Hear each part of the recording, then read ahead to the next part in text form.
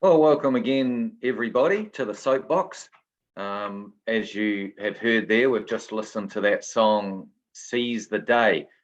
And I think for Phil and Miriam, who we're going to talk to today about their experience in the mission field, I think that's the key to starting mission work, is coming to the realization that life is short and we are commissioned to serve God as much as possible. And that phrase, seize the day, it just describes an urgency. I know in my own life, that sense of urgency, that there was more to be done, is the way that sort of motivates us. So thank you, Phil and Miriam, for being prepared to share your experience of what you've done, particularly in the nation of Indonesia. And today we want to sort of try and delve into a bit of your experience, hear some of the things that you did over there, and also be inspired by that. So mission work, it's not for everybody, and I get that, because the Bible does say we're in a body, everyone has a different ministry. And I've been in a place where I didn't think it was for me, and then sort of doors opened up and all of a sudden I was doing some mission work. So can you just tell us in your experience, what caused you to want to do mission work? Because like I say, it's not everyone's cup of tea. What initially prompted you to get into it? It's pretty I've only selected about 4 verses from the Bible, but it's probably that attitude of Matthew 28, after Jesus has been risen from the dead, it was go into all the world and preach the gospel to every creature who believes and is baptized will be saved. And so, that what we know may not be of interest to others, but it is a matter of life and death for them, whether it's going to be life eternal or eternal death. And that's the important message we've got. And Jesus said, go into all the world and preach the gospel. Jesus also, in that same few verses, said, I am with you. And it's also, we know that God is going to give the increase. So, we might sow and somebody else, cultivates or whatever, but it's God in the end that gives the increase. And then also another verse is, God has chosen, this is from 1 Corinthians 1, God has chosen the foolishness of preaching to save them that believe. And you think with God has almost said to us, you are the ones through your preaching who are going to communicate the information which will cause people to live forever. And it's almost as if, it's almost if we don't do it, we can almost restrict the plan and purpose of God, because God has chosen, the foolishness of preaching. God, could have found a much more efficient way of doing it, but God has wanted to do this, mainly because it also has to develop faith in the people who hear it. There's also, as you mentioned earlier, Colossians 4 is redeeming the time, or the NIV has make the most of every opportunity. And then the following verses know how to answer every man who asks you a reasonable hope in you. So again, it is just, as we've had in that song, redeeming the time, making the most of every day. But also you have, the idea in Ecclesiastes 11, the first 6 verses there that, we don't know what will succeed.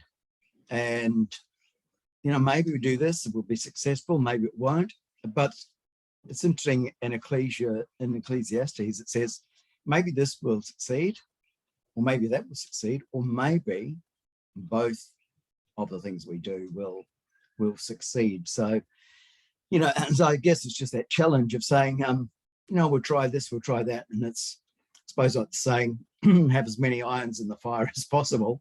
You don't know which one will be effective, or you don't even know later on, where that work will actually go to. But also, I suppose the other incentive of Miriam and I to do it was, we'd had 1948 with the Jews, after 2,000 years going back to their own land, the 3 points from Ezekiel, going back to their own land, becoming one nation, one king over them, and we'd had in 1948, going back to their own nation, have land being one nation, but waiting for the king. And then 1967, when the Jews took control of Jerusalem again, in 1973, there was another Middle East war, and it seemed that things were really hotting up in the over there. And I think Miriam mentioned at that time that we were getting married about that time. And Jad, she said to one of her friends, well, I don't know whether we will get married or not, because things are hotting up so much, and, God's plan is coming to purpose. And but it ended up, probably what caused us to do mission work is that, as you said, it's not for everybody. And in each group, it's like, well, how many are in a position to do it? And Miriam and I were in that position. We were able to do it. We didn't have any kids at that stage, not through our own benefit or efforts, really. We had a house, which we were then able to rent out, which provided a lot of the just day-to-day income for us. At that stage, Miriam's illness was in remission. And so it was an opportunity to go. But it also probably tied in with my restless spirit, because underneath it all, I just change jobs pretty regularly, or change. I've been a butcher, I've been a teacher, I've been in sales, I've been a handyman, I've been a meat inspector, I've worked growing plants, and probably I've done other things as well. And it's never really worried me about staying in one job and working that job for 40 years. I've never had the sack, but it's always me that's been resigned and said, hey, it's about, and, so I suppose it was just, it didn't really matter.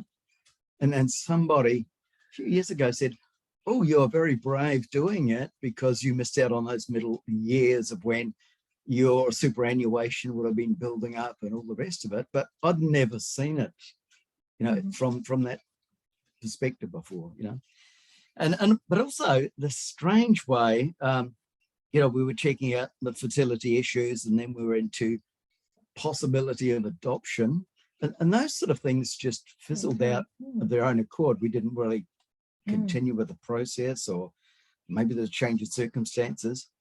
And and I thought, well, if we would have had kids, we probably wouldn't have gone. And so, these things just work out. And I was saying to Miriam this morning, well, she's probably become the mother to about 40 kids because we used to have foreign exchange students staying with us, and mother had to go and sort out all their all their issues. But that's probably it's just a mixture of circumstances. Yeah, thanks. So obviously you've done this as a husband and wife. So was it Phil that sort of felt the desire to do mission work and sort of force Miriam into it? Or was it Miriam whose idea it was and forced Phil to do it? Or was it the Spirit of God working on both your hearts as one? Yeah. You didn't take the blame for it? No. Neither. I don't know. There's some sort of issues or you could say it was a plan of God. Yeah, there's some sort of, when we're looking over the time when we went here, there are other places, we were thinking, why did we go there? What was the motivating factor for it? And sometimes we just couldn't really, one aspect, couldn't really think, I had a late brother died about 10, maybe 20 years ago. Yeah. And he'd gone to Indonesia. Emmy's father will probably remember Lloyd. And there was somebody else up there, and he went up to spend 1 month. So that was, I suppose, a little bit of initial that somebody you knew had been there. So that was at the back of your brain as well, probably. Yeah. And an opportunity just arrived. Yeah. Yeah. The great thing is you are both united with it, and that's another sign that it was of God, because sometimes there can be differences, but you are both prepared to make the sacrifice. So if you can sort of take us back I think you mentioned about 67, just getting married about that time. Did he say 57? 67. So when did you get your first taste of mission work proper? And I don't just mean maybe preaching to a friend, but you know what I mean, leaving the country, leaving your home. So when did that happen roughly?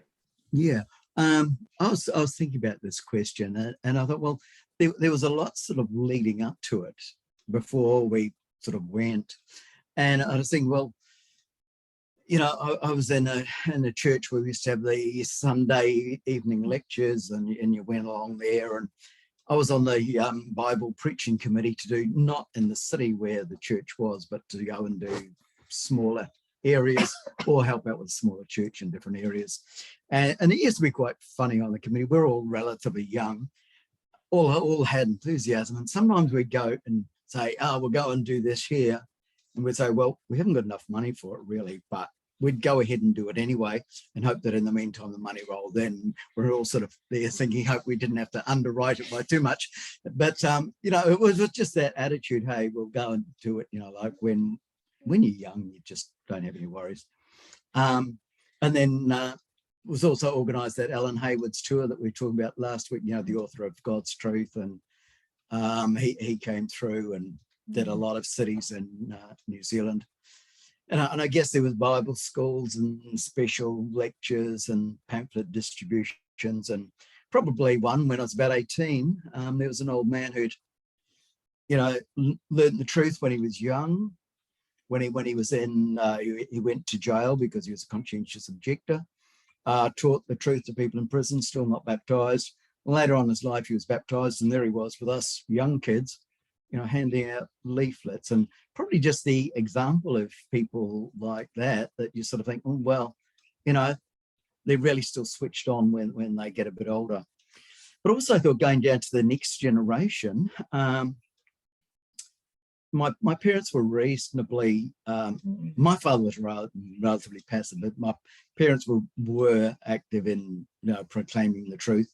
And there used to be little, they divided up the city in small little maps that got gone stuck on a piece of cardboard.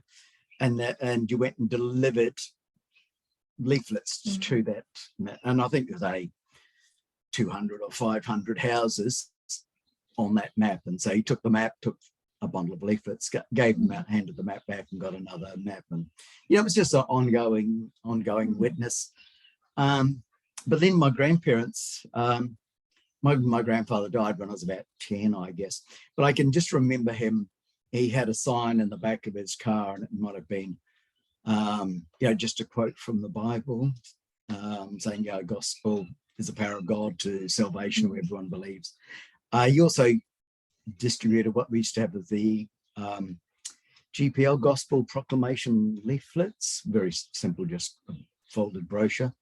You know, so I thought, well, he must have been pretty active. And it was quite funny when I was in Riga, there was a very old, well, a sister there, quite old, and she took me on a tour of the city because, you know, I'd been working on some talks. And Duncan or Cindy thought that I really needed to be entertained. And so this sister came and took me on a tour of the city. And then she says, oh, how long have you been in the truth? And I said, well, I think I'm the third generation. And she turned around and said, whoa, watch out. Because the first and second generation keep the truth and the third generation start to lose it.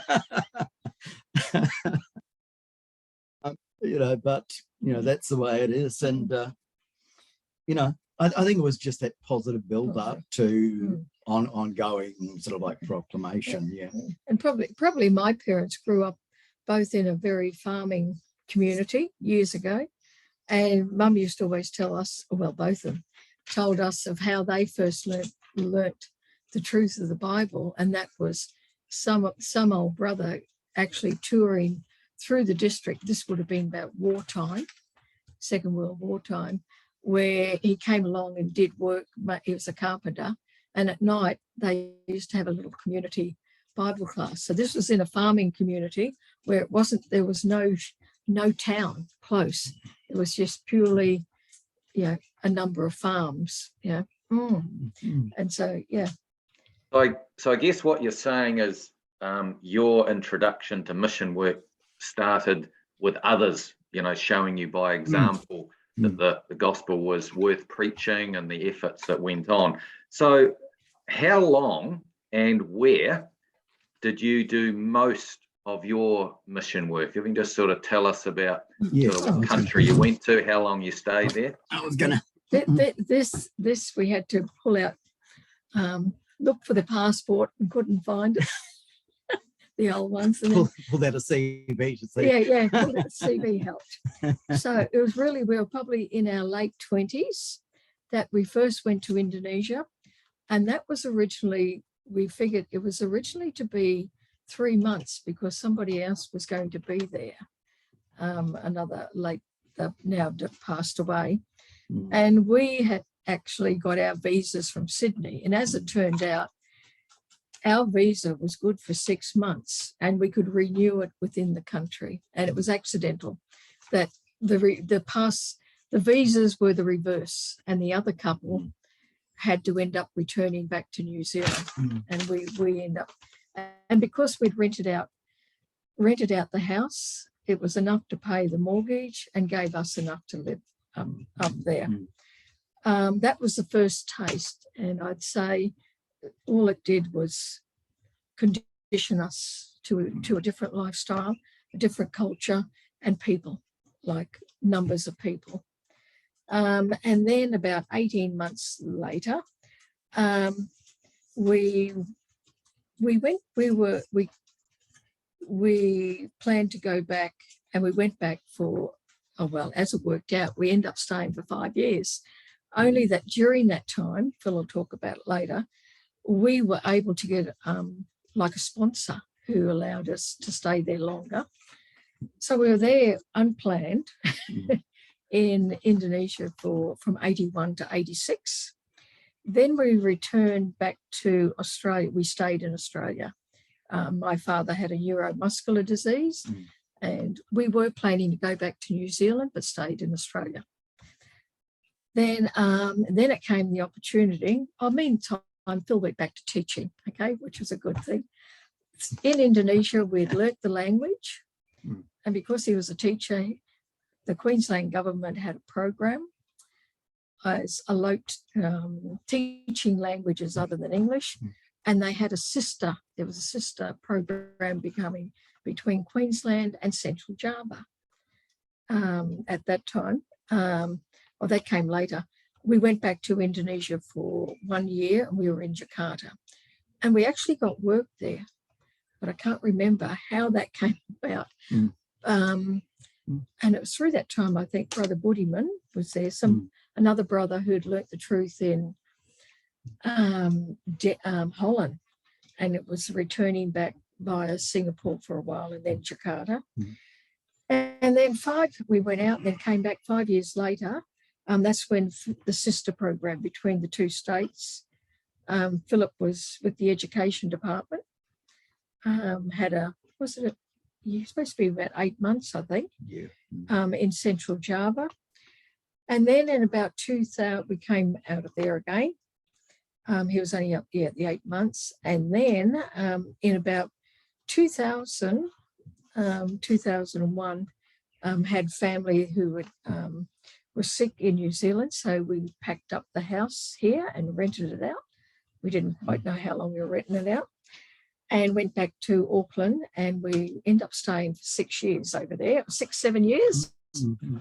And then during that stage, there was a lot of preaching being done to the Chinese who were coming into New Zealand. So that was actually quite an education as well, but fitted in because we had learnt the difficulties of people learning English.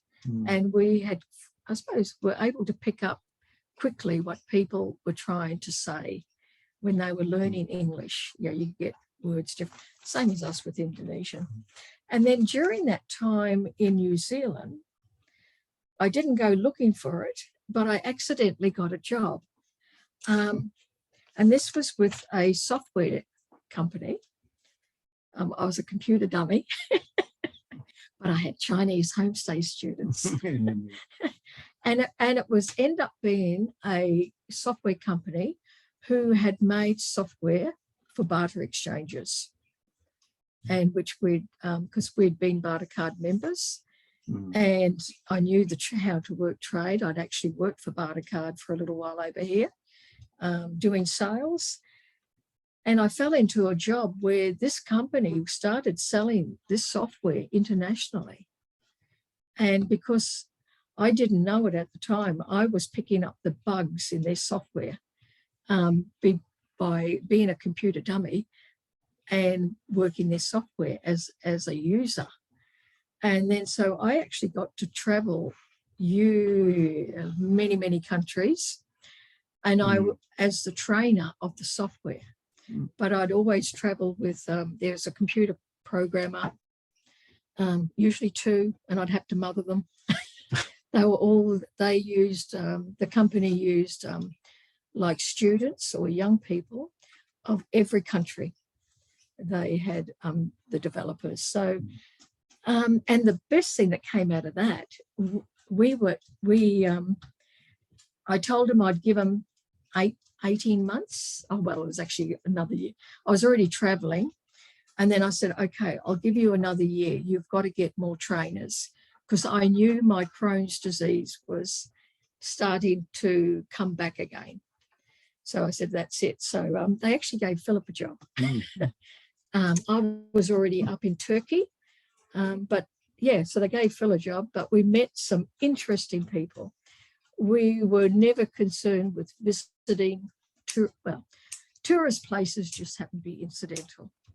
But it was the people that you met and got to talk to. So, yeah, people that we were able to tell them what we believed. And there was one really nice gentleman in Turkey. I still communicate with him. He used to be, he was a Christian.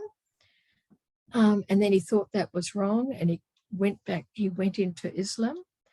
But he was very interested in what we believe, and that. And then there was another gentleman, because we were in Poland for 3 months, and the people we trained there, and another gentleman there. So we ended up back here in Australia in 2007. I knew I had to be back because my Crohn's disease was really, it always stayed okay while you were traveling and away. But when I got back, it really, and then you've got a whole circuit of specialists, doctors, hospitals, you name it. And then the main thing here in Australia, in the town, was all the people who have come into this country as refugees. And you think, and it was the opportunity. So this is a question that's not in the script, but I'm keen to ask it.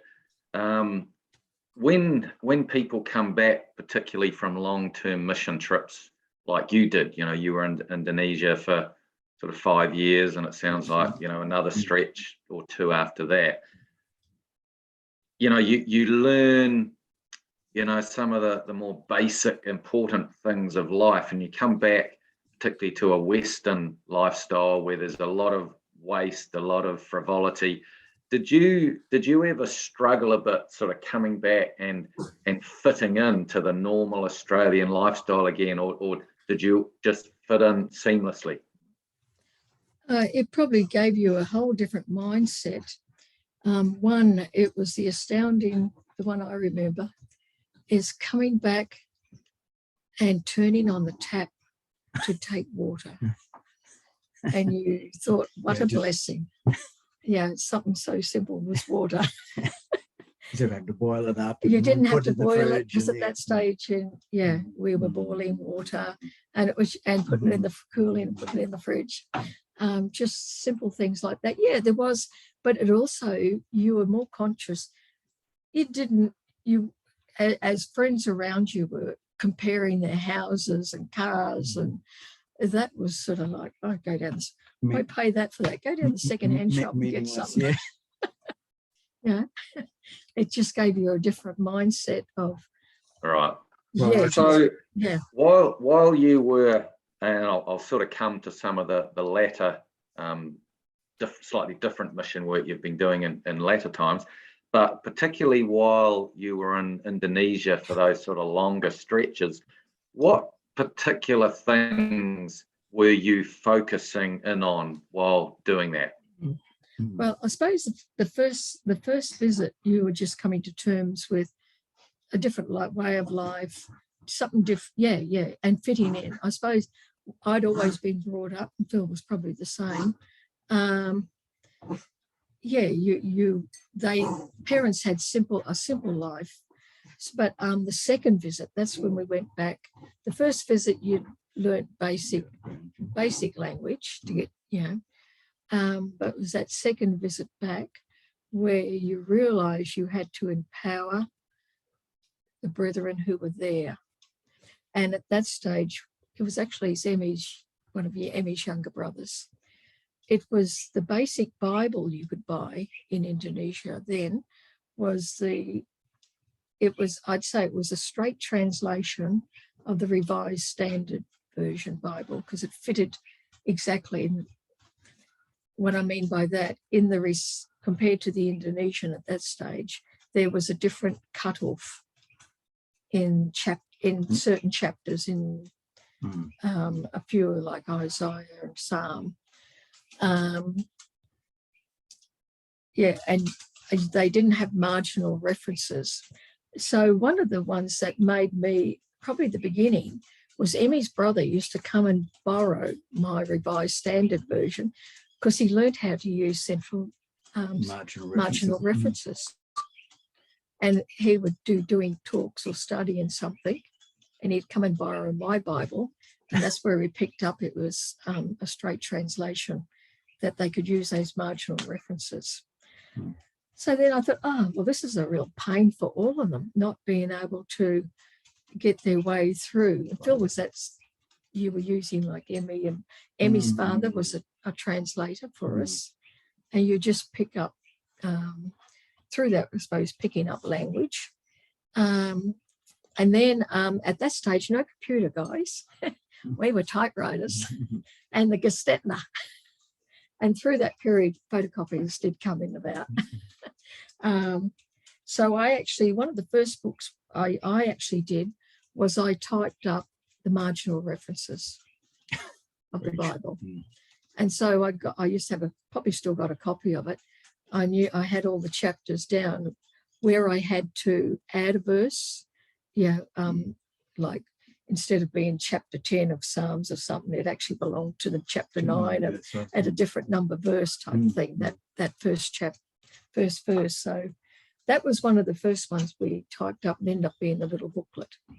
So many of the first brethren, to be like Emmy, Seagate, Chardy, they would carry around their Bibles plus the book with their marginal references.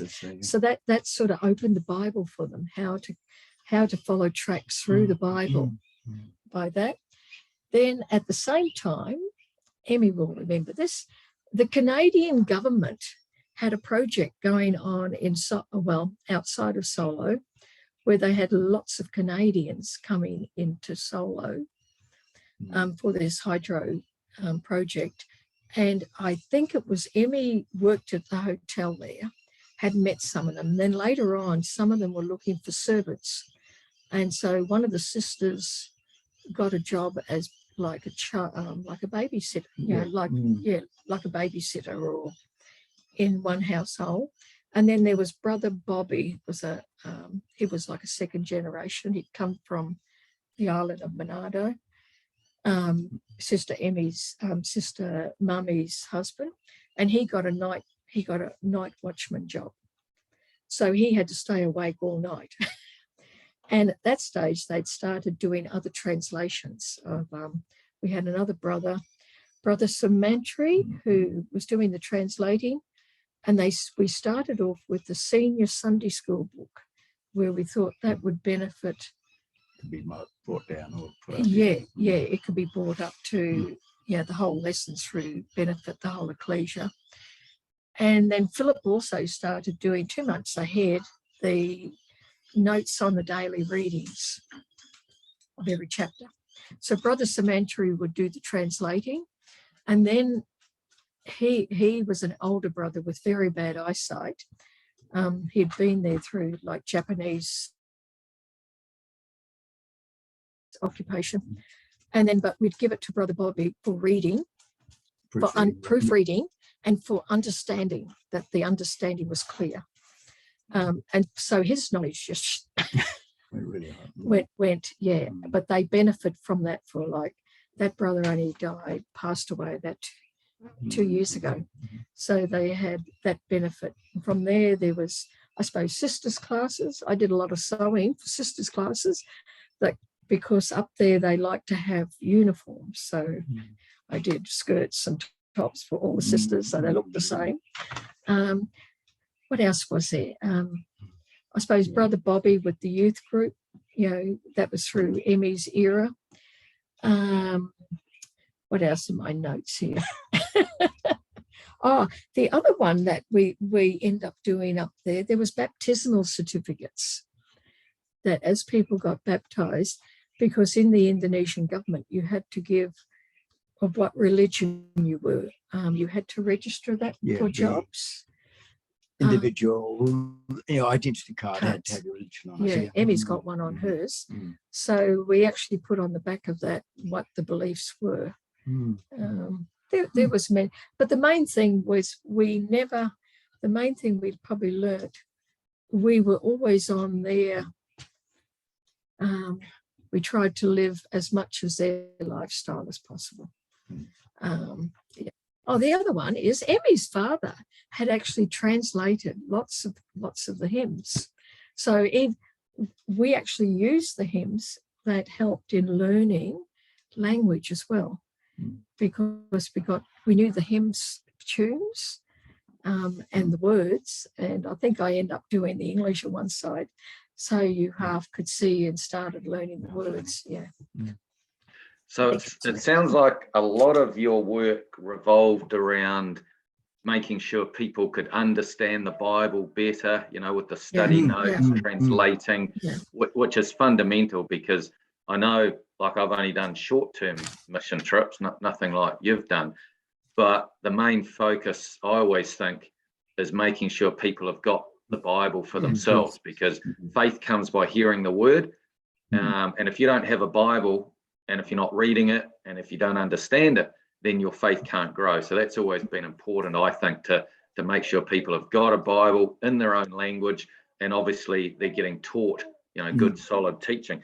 So as you're going in to this mission work, particularly again in Indonesia, did you go into it, and obviously when you start, you're green, you don't know anything, everything's a surprise, but did you go into it with any particular expectations? And along the way, were those expectations met? Were they changed? Just tell us a little bit about that. I suppose you knew you weren't there for the long, like years and years. You knew we didn't know what our time frame was going to be, and it was like enjoying. Yes, that's still making and making the most of your time for whatever benefit that was going to give to who. And it was a learning experience. We really got to know, well, we were like family. I can remember once Emmy's brother Charty. It was probably some of the blouses I was doing for the sisters, and we actually had a sewing machine there, but I didn't have an overlocker. So I'd get Emmy's brother to drop them off down the little tailor, or I'd drop them off at the tailor down the road to get overlocking. And this one time I said to Emmy Charty, to say, look, can you go pick up my overlocking? And then he says to him, how will he know what's yours? And I said, I think I'll be the only white person who has been there. He said, oh, I forgot. They really become your more than your brothers and sisters. They were all your family. Yeah. And that was one. That's the shepherd heart of pastors. A pastor means a shepherd, and you were pastoring, shepherding these people, and so they became your flock, your family. So again, in doing mission work, you're stepping out of your comfort zone, you're going to a different country. Obviously you're doing this because the call of God is on it. Can you share with us some of, and my son Daniel uses this phrase, the God moments, meaning, some of those just special moments where God was at work in your mission experience? You must have some of those. Yes. Oh, actually, did you want to do your bit? No. There was one more. I just remembered.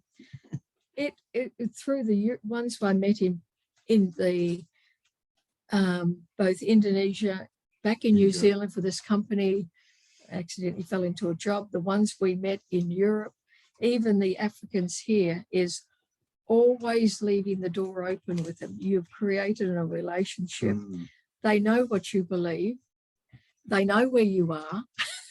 You're in community. And this is one verse, some may interpret it another way, but in 1 Peter chapter 2 and verse 12, there'll be various translation. People now may see your good works and maybe reject us. But when Christ returns, or in the visitation, they will give glory to God. And you never know when. It was just yesterday.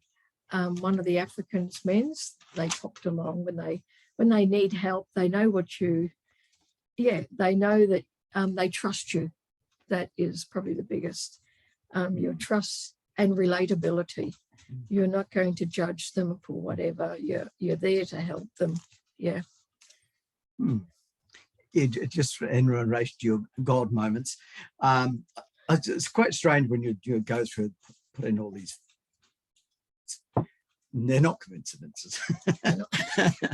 But I'd also like just to quote a couple from Einstein, because he's talking about miracles. And he said, his question was, do you believe in miracles? Well, you should. In fact, life itself is a big miracle. There are so many things that are beyond our understanding, and there are two ways to live our lives. You can live as if nothing is a miracle, or you can live as if everything is a miracle. I thought that was great, just that focus in life. And then he had another quote, don't wait for miracles, your whole life is a miracle. And he also said, the more I study science, the more I believe in God.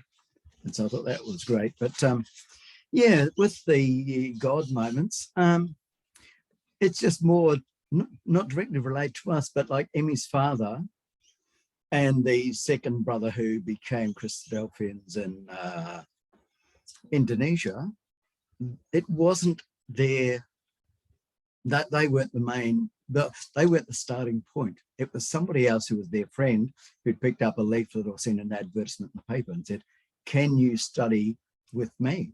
And so there were three of them doing it. But the main person who'd started it dropped out, and yet the other two were baptized. And in the same way, we have Joel, and it was somebody getting a leaflet for a Bible discovery course, who then invited somebody else to come along, which happened to be Joel's mother. And then that's where we got the connection, and now we've got Joel baptized. And yet the starting point of that wasn't the original person, it was somebody else further down the line. And we just heard, probably a couple of months ago, we used to go and visit a young girl in the family, and we talked to her quite a lot. This was in one of the cities in Indonesia, and we found out that she hasn't been baptized, but her younger sister has been baptized. It's just quite funny. I suppose we think in our logical mind, this and this, but God takes the branches off. God heads off there and there to fulfill his will. And, it's, those are God moments or miracles, because they're not planned by us. And I guess the other one was Emmy's father. His daughter was sick and in hospital. In those days in the hospital, parents used to spend a lot of time in hospital looking after the patient and making sure they got their medication on time and things like that. And And Brother Sugiato's daughter was in hospital, and another man's daughter was also in hospital, and both of them in the bed next to her. And then they just started to get talking, and then that second brother has become like the main figure in the ecclesia now. So, you know, it's just those weird moments. And I think Guy was talking before about, you know, these things just happen, you know, that we sort of think are coincidence, but no way they are. In a strangely negative way, while we're up there, we had an Australian girl staying with us for, I don't know, 3 months or something. And somebody came to the hall and wanted to know about the Christadelphians. And then he then invited this young sister out to visit his father or something. And then he was talking about, do you believe in free love and all the rest of it? We thought, this is pretty strange. And then Miriam and I later on left the country to go and get another visa to come in. And during the time we're away, the government had done a raid on everybody who was in the country who was in as an English teacher, because the children of God were active in Indonesia. And the children of God were virtually saying, love one another, and they were taking it very literally.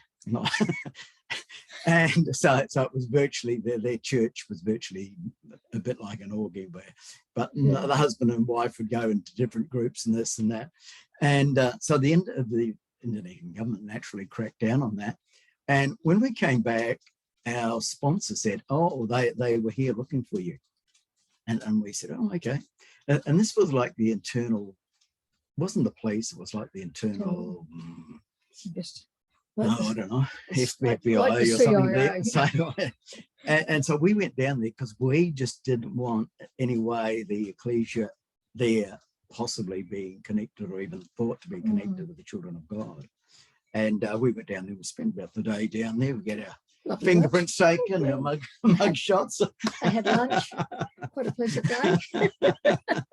But the strange thing that had come out of that, we'd met one of these people, and before that, I think we'd been at a travel agent and we're traveling through to the next city. And this person said, oh, if you're going through there, can you take me through there?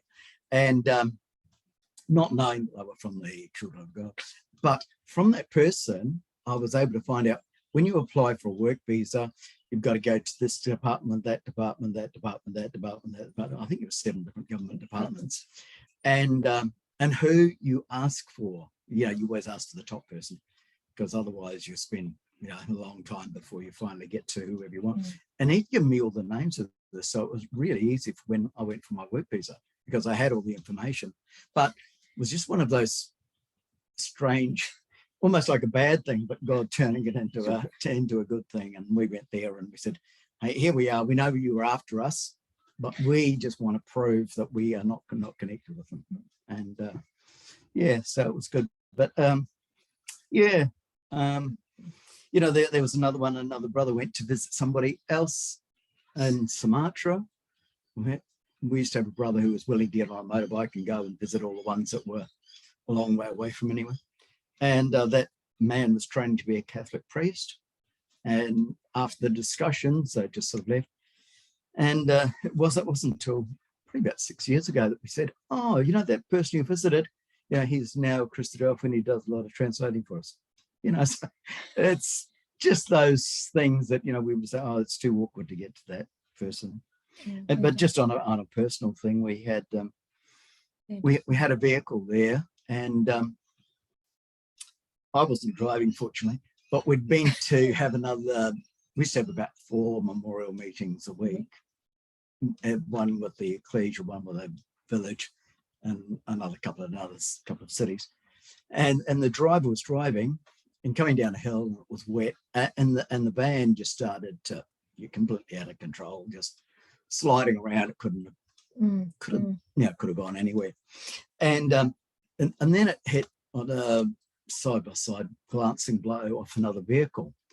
And normally in Indonesia at that time, if the police came, they would just impound both vehicles and tell you to sort it out and pay the relevant amount before you could get your vehicles back.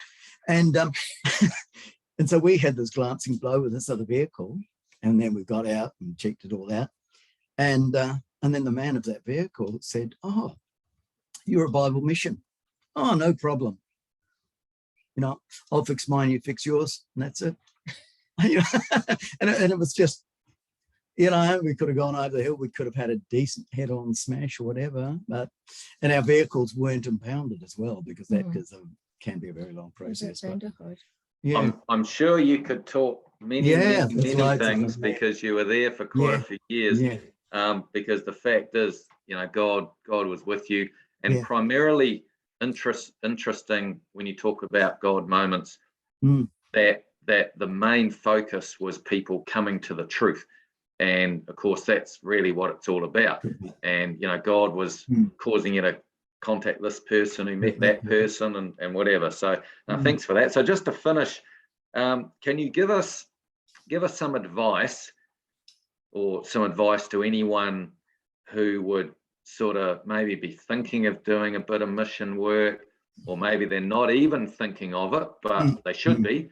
Just a bit of advice, what to do, how to prepare, from your experience, maybe some of the sort of potholes to avoid. Should they maybe do a short-term mission first to get a bit of experience before doing long-term? Just some of those basic things. And then I just want to very quickly just talk about what you're doing now. So if you could answer that for us. I just had about 8 very short points here. I said, and the first one is basically mission workers everywhere. you don't no longer have to travel like overseas, because the person next door, or the person you work with, anyone there. And just to give you a quick example, we went into the food barn to drop some clothes off there, picked up some stuff that we can deliver, and then a man had this great big bag with probably about 30 kilos of food on his arm and struggling off. And then he said, can you give us a lift? He said, "Oh, sure." And the girl in the food barn said, "Oh, just be careful." And we dropped them off, and I thought, "You live in a guest house or a boarding house or something." And then he directed us, it was only a kilometre or less, and directed us into a car park, up to the end of the car park, where there was public toilets, and the railway bridge went over. That's where they lived. And that's where they lived. And then his wife came out and said, "Oh, thanks a lot for dropping him down." We sort of thought, wow. And we just said, "Hey, look, next time we're in there, we'll drop off like a bag with wheels on it, so at least you can get your food down there." But it was just one of those, the assumption that he'll be living in a house, and he and his wife weren't. The Jesus said the harvest is great. Jesus said, he was praying to God for more people to be involved. I'd say the third one is get as much knowledge as you can about the Bible. But if you don't know, just say, "I'm not sure, but I'll get back to you with an answer to that." Don't assume that I'm not going to do it because I haven't got the whole knowledge. And also don't try to fudge that you do know, because that makes you look stupid when you're proved wrong. And it also gives the opportunity, if you say, "Hey, I don't know, but next time we meet, I'll have the answer for you. I've got somebody special like John who knows all the answers," or something like that. And fourthly, as far as possible, be relatable to whoever. Paul said he was relatable to Jews and Greeks and the poor and everything, and saying, "Hey, I can get out of my comfort zone, but they should feel happy in their comfort zone, and there's nothing gonna happen to them, or they don't have to jump through this hoop or something before I'll talk to them," or whatever. If you've got issues, just ask the person for more information. Don't assume that you know, because you'll be going off on the wrong track. Try to learn at least some of the language, because then the people say, "Oh, it's great that you are even making an effort to assume, a little bit." And this is great. I only knew about 10 words in the local language, and unfortunately I'd go and use one of those and they think I was a native speaker, and after about 2 sentences my complete vocab was blown.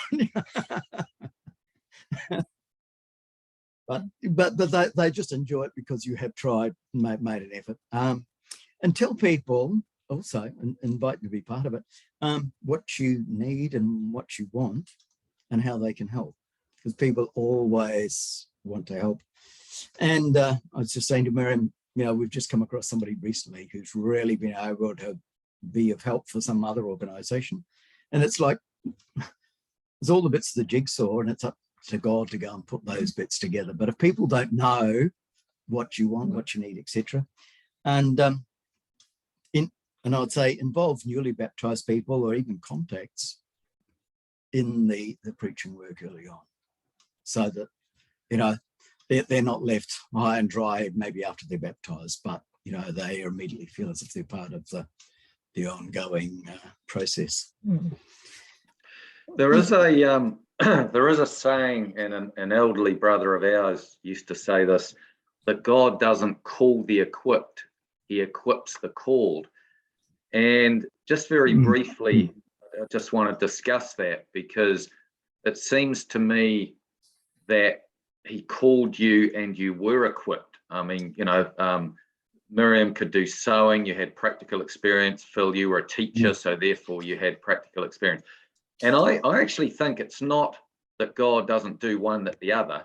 He actually does both, because if we develop skills, if we have talents, God will call us with that equipment for his glory. But when we go out and take that step of faith, God will also equip the called. He won't sort of leave us to it and say, well, you've got a little bit of ability or whatever, just go and do it yourself. So would you agree with that God called you with some skills, equipped, but at the same time, he equipped you with other things later? Yeah, I think very much so. And when we were there, I was saying I probably more learned more from the brothers and sisters there than probably I might have actually given. There's one brother there who devoted his life really to his brothers and sisters. His natural family were all successful, but he had stayed in the city where the brothers and sisters were, and had virtually just menial jobs most of his life. But he had such a wonderful attitude. And when the Paul brothers came up from Timor, he'd had a whole, because he was like a local council, like a JP. He'd been given a lot of shirts, because every time they got invited to the wedding, they'd get new shirts to wear. And when these brothers come up from Timor, who had virtually nothing, he just took them aside into the room and said, there's a whole lot of shirts, take your pick. When they needed extra food, because he knew that they were hungry, he just saw the cook, so go and cook another 10 kilos of rice. It wasn't any big deal, but it was that constant sort of, I'm concerned about these, I want to help them out. And it doesn't have to be helping out in front of anybody else. It's just the way that he was. But thanks, Phil. I was going to go on to talk about your current work, especially with the South Sudanese, but we're really running out of time. So I think what we'll do that at a different time. But I do want to just finish by sort of observing that, to me, we talked about, well, what do you need to do mission work? Is it a calling? Blah, blah, blah. But at the end of the day, I think you have to care. Like, and hearing your testimony from sort of start, obviously as a summary, but start to finish, you have to care, right? You have to care about people. And doesn't that remind us of Jesus himself? He was the Son of God. He did have access to riches. He could have called on 12 legions of angels to rescue him. He had the Spirit of God without measure, etc., but he came down to people's level. He cared. He wept for people. He wept over Jerusalem, because they didn't have a good relationship with God, etc. And even when his disciples didn't live up to the place he wanted to, he still had compassion for them. So I think that's the key to it, is having a care for people, and that certainly comes out in what you've done. I just want to finish quickly with one question that Joseph sent through, and if you could just answer this fairly briefly. What's the most difficult subject that you found discussing with the Indonesians? We didn't have a real issue with the Indonesians. They 90% were Muslim. So we would say, hey, we believe in only one God. With all the other Christian churches all had that problem, because that was the main separation between Muslims and Christianity. So we would say, hey, we believe in only one God. And Miriam still uses that when she comes across a Muslim. Yeah. You know, I believe in one God as well. Next question. Well, we used to have Emmy's father who would just say, he would know exactly. This is a question they're going to ask. This is the next one. This is the next one. So that was great. You know, you got to anticipate what the issues were that were going to come up. Well, thank you very much for sharing your experience, and hopefully we can all be sort of motivated to be just a little bit more like you guys, you know, more up and doing and active, you know, both overseas and in our local environment. So thank you for sharing those, and we'll come back to your current work a little later. Thank you. Back to you, guys. Thank you. Yeah, well done, you guys. That was really awesome to listen to. You know, we get to participate ourselves in doing the work of God, and we remember those things. But it's always awesome to hear the similarities, you know, in other people's testimonies in relation to the work that God has put before them. And it's a time of work. We are this side of the kingdom. It's a time where we're busy looking for the plow, putting the hand to it, and looking to please our Father. And I was just thinking with what John was saying as he was sort of finishing there, he's talking about Jesus. You know, he came and he was with and among the common people, and he was at their level, and he came to help, he came to heal, he came to educate, he came to bridge the gap between God's creation and Father God. And just at this time, just remembering Jesus for the work, you know, that he wasn't scared. He was, you know, a man that just rolled up his sleeves and got stuck in, and he was focused. He was of one mind, of one spirit, and he just wanted to please his Father and perform the function that he was sent to do. And for a lot of us Christians, it can take a long time before we see the work and then get focused. And hearing testimonies like yourselves and looking at our, you know, our Master, our Savior, Lord Jesus, and recognizing that, you know, helps us to remember there is still a work to be done until he returns. So at this time, if it's okay with you guys, I'd just like to pray over the communion, and we can participate in the bread and the wine. Father God, Lord, forgive us, Lord, that we can be slow, Lord, to hear what you're putting before us to do, Lord. We can be lazy, Lord God. Thank you for your ongoing love towards us, your grace, your mercy, your forgiveness, Lord God. And you hang in there with us, and you do keep saying, I want you to do this, I want you to do that. And you are trying to build us and grow us into a peculiar people, Lord God, a people that are here for your glory and to do your work, Lord God. So we remember you, we remember your Son, and we thank you both for the work that you have done in all of your children, and especially in ourselves, Lord God, and our families, Lord. We bless you and we thank you in your Son's precious name. Amen.